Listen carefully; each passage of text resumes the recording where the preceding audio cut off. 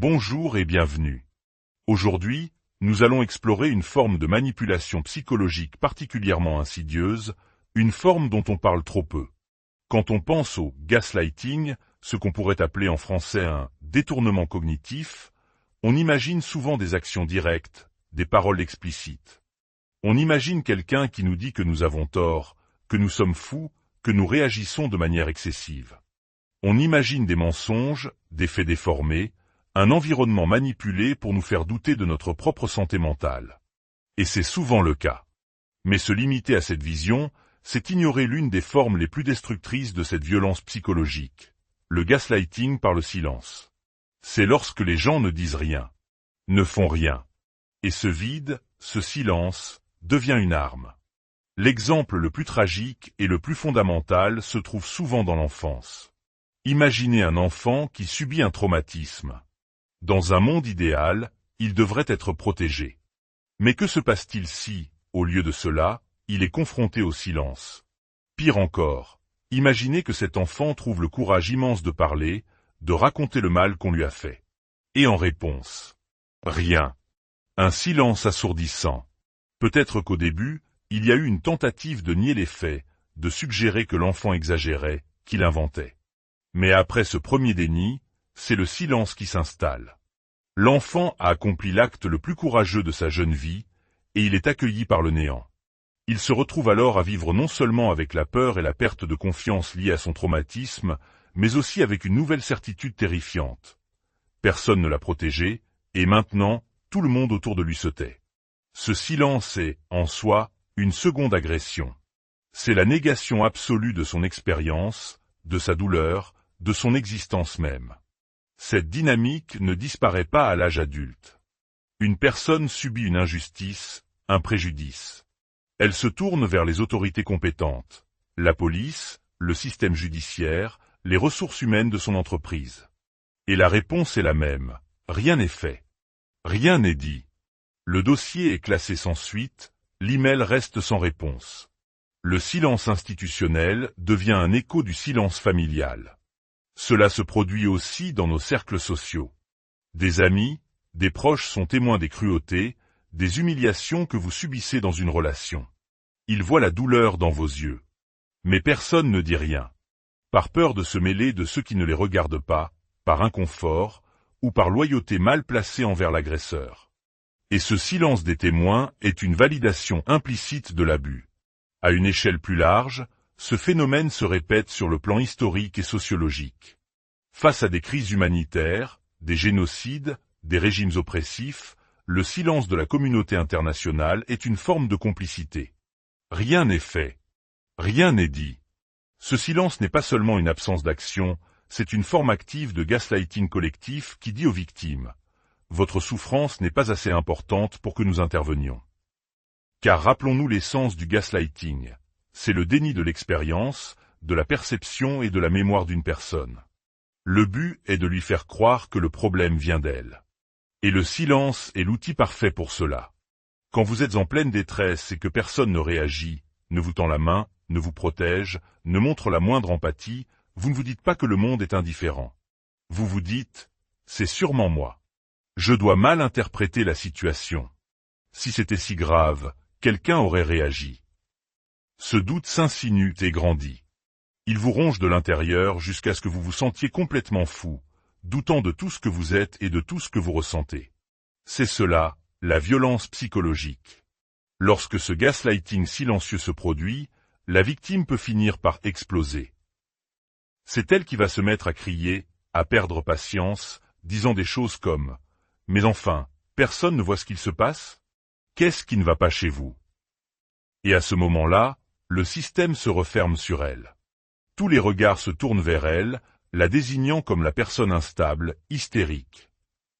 Le silence initial a provoqué une réaction, et cette réaction est maintenant utilisée comme preuve que la victime est bien le problème. La boucle est bouclée. Je me souviens d'une expérience personnelle, moins dramatique mais très révélatrice. J'étais étudiant, et un événement tragique avait secoué toute la ville où je vivais. L'université avait même été fermée quelques jours. Nous étions tous sous le choc. Quand les cours ont repris, notre professeur de psychologie est entré dans l'amphithéâtre et, sans un mot sur ce qui s'était passé, a dit « Bon, reprenons la lecture où nous nous étions arrêtés la semaine dernière. » Un silence glacial s'est fait. Je n'en revenais pas. Aucune question pour savoir si nous allions bien, si nos familles étaient en sécurité. Aucune reconnaissance de la réalité collective que nous venions de traverser. C'était comme si rien ne s'était produit. J'ai regardé autour de moi, cherchant dans les yeux des autres une confirmation que je n'étais pas le seul à trouver cela complètement surréaliste. Heureusement, j'ai vu quelques regards écarquillés, quelques expressions d'incompréhension qui m'ont rassuré. Je n'étais pas fou. Mais si personne d'autre n'avait réagi, j'aurais sérieusement commencé à douter de mon propre jugement. Je me serais dit que, peut-être, ce qui s'était passé n'était pas si grave après tout. C'est exactement ce que le gaslighting par le silence produit. Il nous isole dans notre propre perception jusqu'à ce que nous la remettions en question. Cette culture du silence est parfois glorifiée sous la forme d'un stoïcisme de façade. On admire la personne qui, face à l'adversité, garde la tête haute, ne se plaint jamais. On dit, sa vie s'est effondrée, mais elle n'a jamais manqué un jour de travail. Ou, il n'a jamais versé une larme. On fait l'éloge de cette capacité à réprimer ses émotions, à ne pas faire de vagues. Et cette fausse vertu est ensuite imposée aux autres. Dans de nombreuses familles, quand un malheur arrive, la réponse est une indifférence froide, un regard accusateur envers la personne qui souffre. Le message implicite, jamais verbalisé, est « Comment oses-tu réagir? Comment oses-tu avoir des émotions? Comment oses-tu perturber notre quiétude? Serre les dents et tais-toi. » Avec le temps, les membres de ces systèmes apprennent une forme d'impuissance. Ils comprennent qu'il ne sert à rien de parler. Ils s'effondrent en silence, doutant d'eux-mêmes, de la réalité. Et alors, les autres peuvent tranquillement les pointer du doigt en disant « Regardez, c'est bien lui le problème, il est dépressif, il est instable », sans jamais voir que c'est le système lui-même qui est malade. Elie Wiesel, lauréat du prix Nobel et survivant de la Shoah, a écrit des mots d'une puissance intemporelle. La neutralité aide l'oppresseur, jamais la victime. Le silence encourage le persécuteur, jamais le persécuté. C'est exactement ce qui arrive. Cette mentalité du « il faut être deux pour danser » ou du « je ne veux pas prendre parti » est une forme de silence complice. Quand une personne est clairement en train de souffrir aux mains d'une autre, la neutralité n'existe pas. Le silence de l'entourage ne fait pas qu'enhardir l'agresseur. Il laisse la victime se sentir profondément seule, déstabilisée, et pire que tout, coupable. Dans une relation avec une personne narcissique, par exemple, votre tristesse ou vos difficultés seront souvent accueillies par une indifférence totale. Vos émotions, vos expériences n'existent tout simplement pas. Elles ne sont pas reconnues. L'attente implicite est que, peu importe ce que vous traversez, le dîner doit être sur la table, la maison doit être rangée, la façade doit être intacte. C'est une forme de gaslighting existentiel. Vous existez en tant qu'être humain, mais votre monde intérieur n'est jamais vu, validé ou protégé. Le gaslighting silencieux est peut-être le plus dangereux de tous, car il ne laisse aucune trace. Il n'y a pas de conversation à enregistrer, pas de mail à conserver comme preuve. Il n'y a rien de tangible à montrer. Il y a juste un abîme. Un sentiment de vide et de désespoir.